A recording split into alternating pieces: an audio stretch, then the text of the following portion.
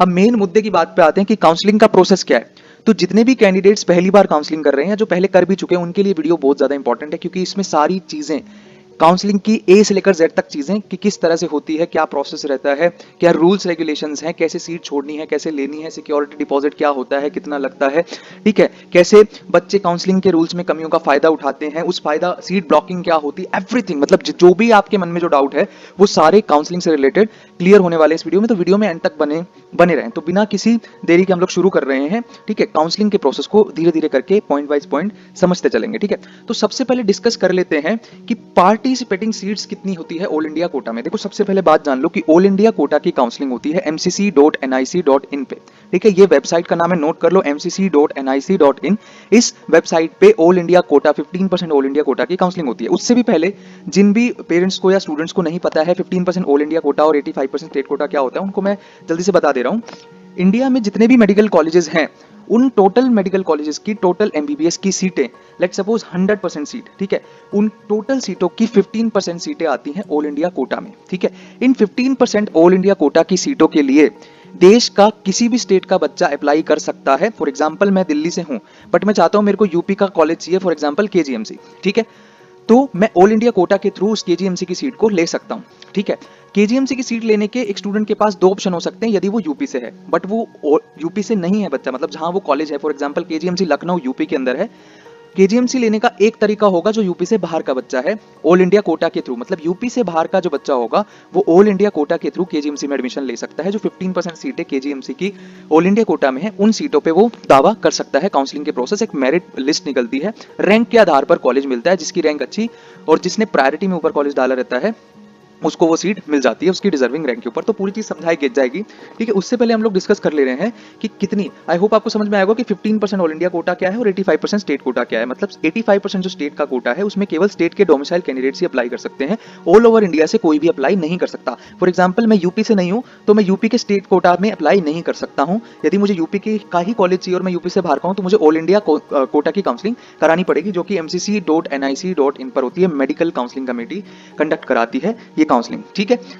अब बात करते हैं, जिनको ये बेसिक बेसिक बातें पता है वो थोड़ी सी स्पीड बढ़ाकर देख सकता है, आगे बहुत इंपॉर्टेंट चीजें आने वाली हैं, ठीक है। जहां पर जीरो से चीजें समझाई जा रही है, ठीक है। मैं ये बिल्कुल मान के नहीं चल रहा है कि आपको पहले से काउंसलिंग पता होगी, मैं ये मान के चल रहा हूं कि आपको जीरो नॉलेज है काउंसलिंग के बारे में और सब चीज एक एक करके बताई जा रही है, ठीक है। अब सबसे पहले जान लो कि एमसीसी की जो काउंसलिंग करा रही है वो किन किन सीटों के लिए करा रही है, मतलब एमसीसी की काउंसलिंग करनी है आपको तो वो किन किन सीटों पे एडमिशन लेने के लिए करनी है। सबसे पहले 15% ऑल इंडिया कोटा की सीटों की काउंसलिंग यहाँ पर होती है, एमबीबीएस और बीडीएस की सीटें, ठीक है। हर एक medical college, government medical college की 15% सीटें ऑल इंडिया कोटा में आती हैं, जिसकी काउंसलिंग एमसीसी कराती है, ठीक है। 100% seat of BHU, Banaras Hindu university की 100% एमबीबीएस की सीटों की काउंसलिंग भी यही होती है, एमसीसी पे ही, ठीक है। एमसीसी कराती है, ऑल इंडिया काउंसलिंग करनी पड़ती है। एम्स में, यदि आपको देश में कोई भी एम्स चाहिए, एम्स की 100% सीटों की काउंसलिंग यहीं पर होती है, एमसीसी पे ही, ठीक है। तो ऑल इंडिया काउंसलिंग करनी है यदि आपको एम्स में जाना है तो।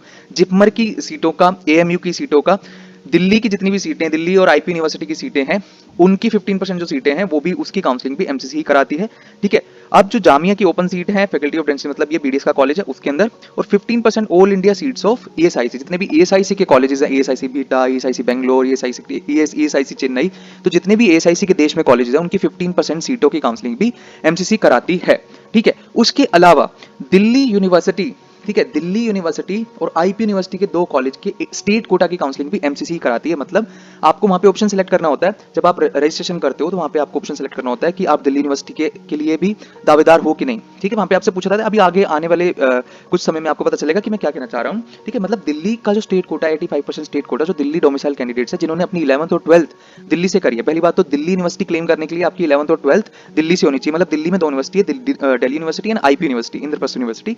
तो उन दोनों यूनिवर्सिटी में क्लेम करने के लिए खुद को आपकी 11th और 12th दिल्ली से होनी चाहिए, एज सिंपल एज दैट, ठीक है। तो आप दिल्ली की 85% सीटों के लिए एलिजिबल हो जाओगे, ठीक है। तो मौलाना आजाद मेडिकल कॉलेज, ठीक है, VMMC, RML, UCMS, lady Hardinge, इन 5 कॉलेजेस की काउंसलिंग जो स्टेट कोटा की 85% की काउंसलिंग है वो एमसीसी पर ही होती है। बट आईपी यूनिवर्सिटी के 3 कॉलेजेस कौन कौन से, डॉक्टर बीएसए रोहिणी में जो है दिल्ली में, एनडीएमसी कॉलेज, ठीक है, नॉर्थ डीएमसी का जो कॉलेज है वो, ठीक है, और उसके अलावा एक college ACMS all India counselling में पार्टिसिपेट नहीं था, army college of medical sciences, उसमें केवल डिफेंस कोटा वाले स्टूडेंट्स ही एडमिशन ले सकते हैं। ये कॉलेज भी आईपी यूनिवर्सिटी के अंदर है। तो इन 3 कॉलेज की जो काउंसलिंग होती है स्टेट कोटा वाली, 85% स्टेट कोटा की जो काउंसलिंग होती है वो आईपी यूनिवर्सिटी खुद अपने पोर्टल पे ipu.ac.in पे कंडक्ट कराती है, ठीक है। तो दिल्ली के 5 कॉलेज की 85% स्टेट कोटा की काउंसलिंग एमसीसी पे होती है, बाकी 3 कॉलेजेस की आईपी यूनिवर्सिटी अपनी अलग से कंडक्ट कराती है, ठीक है। इतनी बात आपको अच्छे से समझ आई हो, आई होप। आगे बढ़ते हैं, ठीक है। ये चीज मैं आपको पहले भी डिस्कस कर चुका हूं कि 11th and 12th Delhi university की एलिजिबिलिटी क्या है। दिल्ली यूनिवर्सिटी का जो 85% स्टेट कोटा है उसकी एलिजिबिलिटी है 11th एंड 12th आपकी दिल्ली से होनी चाहिए, ठीक है। उसके अलावा बात कर ले कि VMMC ABI मतलब RML की बात कर रहा है, ये साइसी डेंटल आईपी यूनिवर्सिटी की भी अगर आपकी एलिजिबिलिटी रखनी है तो आपकी 11th 12th जो है वो दिल्ली से ही होनी चाहिए, ठीक है। उसके बाद बात कर लेते हैं AFMC। देखो AFMC एक्सेप्शनल केस है यहाँ पर। AFMC कॉलेज के लिए जो भी बच्चे अप्लाई करना चाहते हैं उनका रजिस्ट्रेशन तो उनको एमसीसी की साइट पे करना पड़ेगा, ठीक है। एमसीसी का काम केवल रजिस्ट्रेशन तक ही है, बाकी काउंसलिंग आगे AFMC अपनी साइट पे खुद अलग से कंडक्ट कराती है, ठीक है। एमसीसी पे केवल रजिस्टर करना होता है, एमसीसी लिस्ट भेज देती है AFMC पुणे को, ठीक है, उनकी अथॉरिटीज को कि इन स्टूडेंट्स ने हमारे यहाँ पर रजिस्टर कराया, और फिर AFMC पुणे जो है वो बच्चों को काउंसलिंग प्रोसेस के थ्रू सेलेक्ट करता है, ठीक है। तो जिस भी बच्चे को AFMC जाना है उसको रजिस्ट्रेशन तो यहाँ करना पड़ेगा एमसीसी पे, बाकी सारा प्रोसेस AFMC की साइट पे, ठीक है। उसके बाद क्या है, अब कर लेते हैं मुद्दे की बात कि स्टेप्स क्या होते हैं काउंसलिंग के प्रोसेस में, कैसे काउंसलिंग होती है, ठीक है। पहले मैंने बता दिया mcc.nic.in पे काउंसलिंग होती है। दूसरी बात ये कि कौन कौन सी सीटें, दिल्ली और आईपी यूनिवर्सिटी वाली चीजें बता दी हैं, AFMC के बारे में बता दिया है, ठीक है। अब स्टेप्स ऑफ द काउंसलिंग क्या होते हैं। सबसे पहले आपको रजिस्ट्रेशन करना होता है, रजिस्ट्रेशन फॉर्म्स निकलते हैं। देखो सबसे पहले एमसीसी की साइट पे एक काउंसलिंग का पूरा शेड्यूल आता है, ठीक है। काउंसलिंग के शेड्यूल में क्या क्या आता है, रजिस्ट्रेशन की डेट आती है, कब आपको सिक्योरिटी फी देना है, चॉइस फिलिंग कब स्टार्ट होगी, रिजल्ट कब अनाउंसमेंट होगा, रिपोर्टिंग पिक करने का एक से 2 हफ्ते का टाइम दिया जाता है ना, 10 दिन का टाइम रिपोर्टिंग करने का दिया जाता है। तो पूरा एक शेड्यूल आता है एमसीसी की साइट पे, ठीक है। उसके बाद एमसीसी एक ब्रोशर रिलीज करती है जहां पे काउंसलिंग के रूल्स लिखे होते हैं, ठीक है। देखो नीट 2022 की काउंसलिंग के अंदर जो रूल्स थे वो चेंज कर दिए गए थे 2023 की काउंसलिंग में, और बहुत हद तक चेंज कर दिए गए थे। तो 2023 में जो काउंसलिंग के रूल्स है, जो करंट रूल हैं, जो कि इस साल भी आएंगे, जो रूल्स, जो लेटेस्ट रूल है, पुराने रूल्स को भूल जाओ, लेटेस्ट रूल जो लाए गए थे वो सीट ब्लॉकिंग को रोकने के लिए नए रूल्स लाए गए थे, पर वो भी कारगर साबित नहीं हुए। वो हम वीडियो में आगे डिस्कस करने वाले हैं कि क्या प्रॉब्लम हुई थी, ठीक है। तो काउंसलिंग के प्रोसेस में सबसे पहले आपको रजिस्ट्रेशन करना होता है, गिवन डेट्स के अंदर कुछ टाइम पीरियड आपको दिया जाता है, उसमें आपको रजिस्टर करना होता है एमसीसी की साइट के ऊपर, ठीक है। पहली बात, रजिस्ट्रेशन के टाइम पे ही आपको रजिस्ट्रेशन की फीस देनी होती है, और वो फीस कितनी देनी होती है यहाँ पर आप देख सकते हो। देखो यदि आप गवर्नमेंट कॉलेज के लिए अप्लाई कर रहे हो, ठीक है, यदि आप गवर्नमेंट कॉलेज के लिए अप्लाई कर रहे हो तो आपको 1000 रुपए की नॉन रिफंडेबल रजिस्ट्रेशन फीस देनी होती है, मतलब 1000 रुपए आपको वापस नहीं मिलेंगे कभी भी, ठीक है। अगर आप रिजर्व कैटेगरी से हो, ST SC से हो तो 500 रुपए आपको रजिस्ट्रेशन फीस देना पड़ता है, साथ में सिक्योरिटी डिपॉजिट भी होता है, ठीक है। 10,000 रुपए का गवर्नमेंट कॉलेज में आपको, गवर्नमेंट कॉलेज के लिए यदि आप अप्लाई करो तो 10,000 रुपए का जो है आपको सिक्योरिटी डिपॉजिट देना पड़ेगा, रिजर्व कैटेगरी से तो 5,000। एक बात और, 100% डीम्ड यूनिवर्सिटी की सीटें जो हैं, डीम्ड यूनिवर्सिटी देश में 51 डीम्ड यूनिवर्सिटीज हैं, उनकी 100% सीटों की काउंसलिंग एमसीसी पे ही होती है। डीम्ड यूनिवर्सिटी की जो रजिस्ट्रेशन फीस है वो 5,000 रुपए है, और 2 लाख रुपए आपको डीम्ड, अगर आप डीम्ड का भी ऑप्शन सेलेक्ट करो, फॉर एग्जाम्पल आपकी रैंक बहुत नीचे है, फॉर एग्जाम्पल आपकी रैंक 2 लाख है, ठीक है, 2 लाख रैंक है, आपको पता है आपको गवर्नमेंट कॉलेज नहीं मिलेगा, बट स्टिल आप चाहते हो कि गवर्नमेंट, पहले गवर्नमेंट देख लेते हैं फिर डीम्ड, अगर नहीं मिलेगा तो डीम्ड, तो बच्चा वहां पे दोनों ऑप्शन सेलेक्ट करता है कि गवर्नमेंट है ना और डीम्ड दोनों, ठीक है। तो ऐसे केस में बच्चे को 2,10,000 रुपए वहां पर जमा करने होते हैं, जिसमें से 10,000 रुपए नॉन रिफंडेबल होते हैं और 2 लाख रुपए की सिक्योरिटी डिपॉजिट होती है, जो कि फोरफीट हो सकती है यदि आप काउंसलिंग के रूल्स को तोड़ते हो। तो वो रूल्स क्या है वो हम आगे डिस्कस करने वाले हैं, ठीक है। तो इतना जब काम हो जाता है उसके बाद आपकी चालू होती है चॉइस फिलिंग।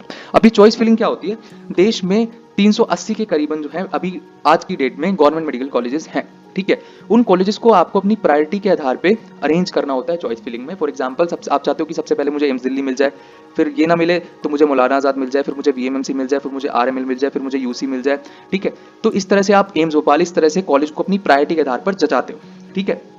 एल्गोरिथम क्या करता है, सबसे पहले सबसे ऊपर वाली, मतलब एल्गोरिथम जो होता है एमसीसी का, वो रैंक को प्रायोरिटी देता है। सबसे पहले रैंक 1 के पास जाता है, उसकी सबसे ऊपर वाली चॉइस को चेक करता है, यदि उसमें सीट खाली है तो अलॉट करता है, नहीं तो उसकी नेक्स्ट चॉइस पे मूव कर जाता है, ठीक है। जब तक रैंक 1 का अलॉटमेंट प्रोसेस नहीं हो जाएगा, पूरा नहीं हो जाएगा, तब तक वो अगली रैंक पे मूव नहीं करेगा। फॉर एग्जाम्पल मेरी रैंक 10,000 है, ठीक है, तो मेरी जितनी, मान लो मैंने 5 कॉलेज भरे, ठीक है, मैंने टॉप 5 कॉलेज भरे, सारे टॉप 5 एम्स भर दिए, एल्गोरिथम मेरी रैंक पे पहुंचा, उसने चेक करा पहले एम्स में नहीं है, दूसरे एम्स में तीसरे में नहीं है, चौथे में नहीं है, पांचवें में सीट है, तो मुझे पांचवें एम्स में सीट अलॉट करके नेक्स्ट रैंक पे मूव कर जाएगा। अगर पांचों में ही सीट खाली नहीं हुई, जितने मैंने कॉलेज भरे उसमें सीट खाली नहीं है मेरी कैटेगरी में, तो वो नेक्स्ट रैंक पे मूव कर जाएगा और मेरे को अलॉटमेंट आएगा ही नहीं उस पर्टिकुलर राउंड के अंदर। तो इस तरह से एल्गोरिथम रैंक को प्रायोरिटी देता है, पहली बात। ठीक है, बहुत सारे काउंसलर्स ऐसे मिस इन्फॉर्मेशन करते हैं कि आप इस कॉलेज को ऊपर डाल दोगे तो आपको मिल जाएगा, ऐसा कुछ भी नहीं है। एल्गोरिथम रैंक को प्रायोरिटी देता है, ना कि कॉलेज के ऑर्डर को। ठीक है, आपकी रैंक पर आएगा फिर आपकी प्रायोरिटी देखी जाएगी। तो जिसकी रैंक अच्छी है और उसने प्रायोरिटी में कॉलेज जचा रखे हैं, तो पहले अलॉटमेंट अच्छी रैंक वाले बच्चे का होगा, उसके बाद उससे नीचे वाली रैंक का होगा। कोई भी हेरफेर इसमें नहीं हो सकता है। ठीक है, उसके बाद हम बात कर ले रहे हैं चॉइस फिलिंग के बाद चॉइस लॉकिंग होती है। जब मान लो आपने चॉइस फिलिंग कर दी, ठीक है, फॉर एग्जांपल आपने मौलाना आजाद मेडिकल कॉलेज भरा और गलती से मौलाना आजाद डेंटल कॉलेज डल गया आपकी लिस्ट में, है ना, तो आपसे पूछता है कि आप चॉइस लॉक करना चाहते हो कि नहीं। तो चॉइस लॉकिंग का ये है कि आप श्योर हो ना कि जो आपने चॉइस भरी है उसके लिए आप श्योर हो ना, बाद में मत कहना कि मैंने तो ये भरी थी और मुझे ये सीट मिल गई। तो वो चेक करने के लिए होता है कि आपने कुछ गलती तो नहीं कर दी। तो चॉइस लॉकिंग से पहले आपको एक बार अपना चेक कर लेना होता है कि जितने भी मैंने कॉलेजेस फिल करे हैं उसमें कोई बीडीएस तो बीच में नहीं चला गया, या कोई ऐसा कॉलेज तो नहीं चला गया गलती से ऊपर जो मैं चाहता ही नहीं, जहां पे मैं एडमिशन ले नहीं सकता। ठीक है, तो चॉइस फिलिंग के बाद चॉइस लॉक करना होता है। यदि आप इनकेस चॉइस लॉक करना भूल जाते हो तो ऑटो लॉक कर देता है एमसीसी आपका चॉइसेस को ऑटो लॉक की सुविधा यहां पर दी जाती है, यदि आपने चॉइस लॉकिंग करना यदि आप भूल गए हो तो। ठीक है, उसके बाद आपका आता है प्रोसेसिंग होती है सीट की, मतलब वो एमसीसी 2 से 3 दिन का टाइम लेता है सीट अलॉटमेंट प्रोसेसिंग करने में। उसके बाद आपका रिजल्ट अनाउंस करता है।